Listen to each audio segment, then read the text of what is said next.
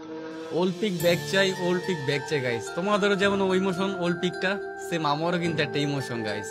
আমারও কিন্তু old peak অনেক স্মৃতি আছে গাইস এখানে। বাট কথা হলো, আমরা যদি সকল ইউটিউবার একসাথে হয়ে গেরেনাকে বলি, এটা কি সম্ভব গাইস ওল্ড পিক দিয়ে দিবে?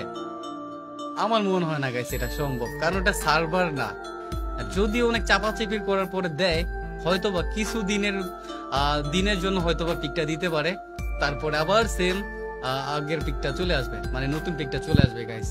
এটা আমার ব্যক্তিগত গাইস মতামত, আমি আসলে সঠিক জানি না, যেটা আমার মনে হয় গাইস।